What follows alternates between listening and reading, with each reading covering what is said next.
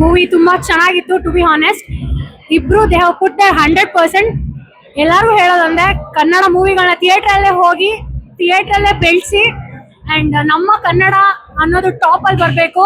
ನಾವು ಕನ್ನಡದವರು ಕನ್ನಡ ಮೂವಿನ ಬೆಳೆಸ್ಬೇಕು. ಅದಕ್ಕಿಂತ ಮೇನ್ ಆಗಿ ಹೀರೋ ಹೀರೋಯಿನ್ ಅವ್ರು 100% ಆಗಿದ್ದಾರೆ. ಅದಕ್ಕಿಂತ ಮೇನ್ ಆಗಿ ನಮ್ಮ ಡೈರೆಕ್ಟರ್ ಸರ್ 8 ವರ್ಷ ಮೂವಿ ಮಾಡೋದು ಯಾರಿಗೂ ಸುಲಭದ ಮಾತಲ್ಲ.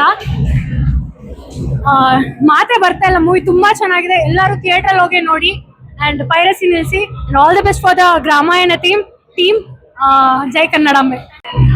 ಚೆನ್ನಾಗಿತ್ತು ಮೂವಿ. ಆಕ್ಚುಲಿ ಸಖತ್ತಾಗಿದೆ. ನಾವು ಎಕ್ಸ್ಪೆಕ್ಟ್ ಮಾಡಿಲ್ಲ ಅಂದ್ರೆ ಅವ್ರಿಷ್ಟು rugged look, the way he presented himself is very nice. Movie ಚೆನ್ನಾಗಿದೆ. ಮೇಘಾ ಶೆಟ್ಟಿ ಮ್ಯಾಮ್ದು ಅಷ್ಟೇ, village look, she carried her act very well. Very nice work.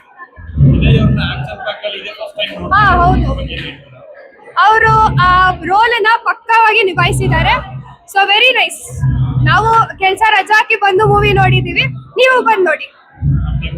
ತುಂಬಾ ಚೆನ್ನಾಗಿತ್ತು. ಮೂವೀಸ್ ಓವರ್ ಆಲ್ ಸಖತ್ತಾಗಿತ್ತು. Full last climax ಸಖತ್ತಾಗಿತ್ತು.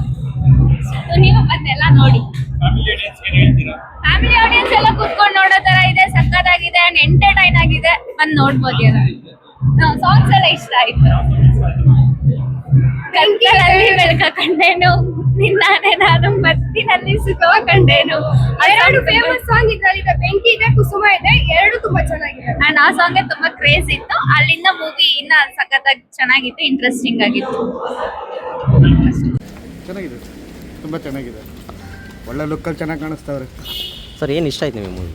ಅಂದರೆ ಅವ್ರದ್ದು ಸ್ಟೈಲು, ಲುಕ್ಕು, ಮತ್ತು ಫಸ್ಟ್ ಇರೋ ಡ್ಯಾನ್ಸು, ಯೋಗಿದು ಮತ್ತು ಇವಂದು ತುಂಬ ಚೆನ್ನಾಗಿದೆ.